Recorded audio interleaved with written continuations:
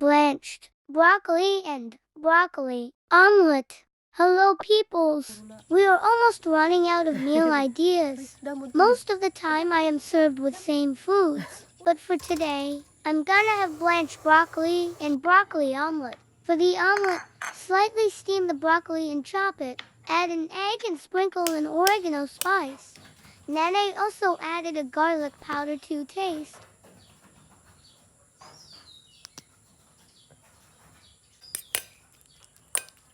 In order to fry the omelette, Nene used Papalo's olive oil.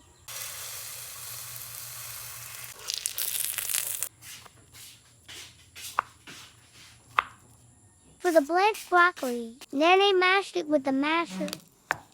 I like this broccoli, Nene. Feed me more.